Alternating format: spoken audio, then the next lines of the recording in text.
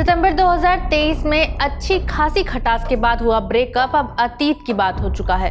तमिलनाडु में भाजपा और all India अन्ना द्रविड़ मुनेत्र कलगम यानी एआईएडीएमके फिर से साथ आ रही हैं। आखिर ऐसा क्या सियासी गणित जमा कि बीजेपी और एआईएडीएमके को एक बार फिर साथ आने की जरूरत पड़ गई? क्या डीएमके के अलावा कोई और पार्टी भी है जो तमिलनाडु में बीजेपी के लिए खतरा बन सकती है? समझेंगे इंडिया टुडे मैगजीन में छपी अमरनाथ के मेनन की इस रिपोर्ट के जरिए।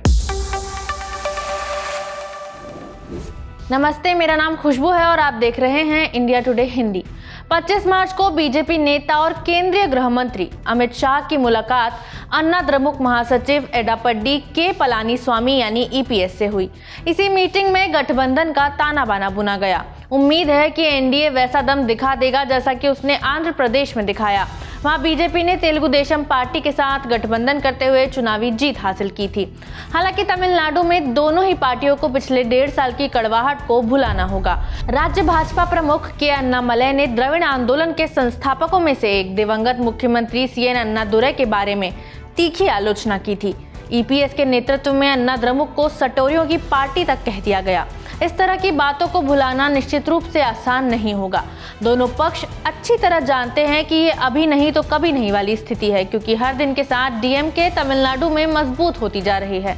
हाल के हफ्तों में संभावित मेल मिलाप के संकेत उस वक्त सामने आए जब अन्नामलई ने मीडिया से बातचीत के दौरान अचानक पलानीस्वामी को भाई कहा। मैंने और भाई एडापड्डी ने पहले जो भी कहा था, मीडिया उसे तोड़ मरोड़ कर पेश करने की कोशिश कर रहा है। गठबंधन के सामने एक तगड़ी चुनौती है। पॉलिटिकल एनालिस्ट के मुताबिक चुनावी अंकगणित से लगता है कि जब तक वो सुपरस्टार विजय की तमिलगा वेत्री कलगम यानी टीवीके को अपने साथ नहीं जोड़ते, उनका रास्ता खासा मुश्किल होगा। टीवीके भले ही नई पार्टी हो, लेकिन अन्ना द्रमुक का युवा नेतृत्व पार्टी के द्रविड़ झुकाव और फिलहाल भगवा पार्टी के कट्टर विरोध को देखते हुए भाजपा के बजाय टीवीके के साथ जाने के पक्ष में दिखाई देता है। विजय खुद इस बात की थाह लेने में लगे हुए हैं कि अकेले लड़ने पर उन्हें कितनी कामयाबी मिलेगी।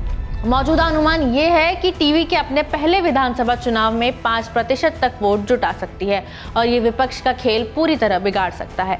हालांकि विजय तब तक प्रचार करने के इच्छुक नहीं है जब तक वो अपनी एक फिल्म पूरी नहीं कर लेते। इन कारणों से भी उनके आंकड़ों पर असर पड़ सकता है। इसके अलावा टीवीके का गठबंधन में शामिल होना भी एक टेढ़ा काम लगता है, क्योंकि उसकी सख्त मांगे हो सकती हैं, जैसे सुपरस्टार के लिए कम से कम उप मुख्यमंत्री का पद और एक निश्चित संख्या में सीट।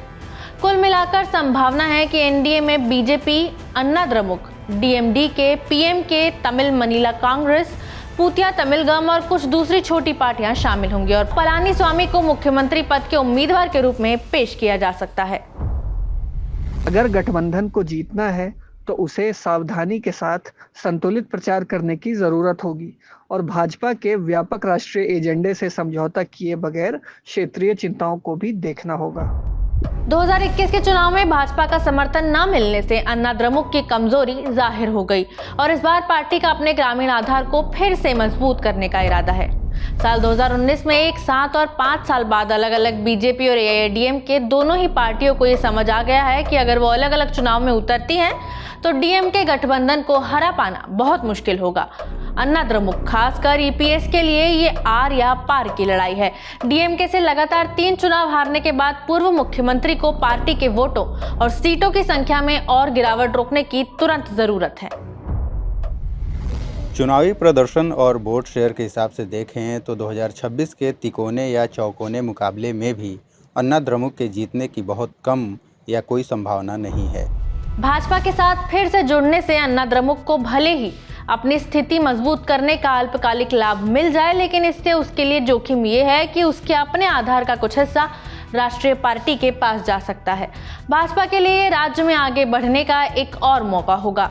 डीएमके प्रमुख और मुख्यमंत्री एमके स्टालिन गठजोड़ के मजबूत होने से परेशान होंगे और वो पहले से ही बीजेपी के खिलाफ सही सुर साध रहे हैं, जिनमें परिसीमन, नई एजुकेशन पॉलिसी, वक्फ बोर्ड बिल का विरोध और हिंदी विरोध की उस भावना को फिर से उभारना शामिल है जिसने 1967 में पार्टी को पहली बार सत्ता में पहुंचाया था।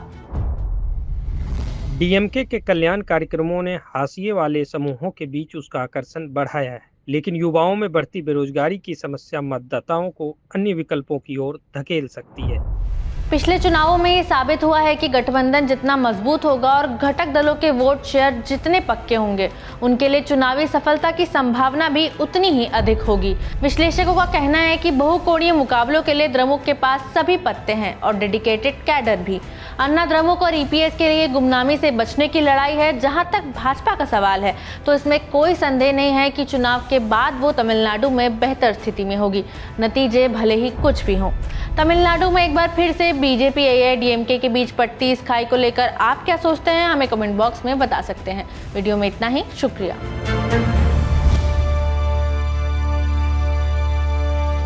इसी तरह की तसल्ली से भरी हुई एक्सक्लूसिव रिपोर्ट्स देखने के लिए सब्सक्राइब करें इंडिया टुडे हिंदी का यूट्यूब चैनल और बेल आइकन जरूर प्रेस करें ताकि वीडियो अपलोड होते ही आपको खबर हो जाए।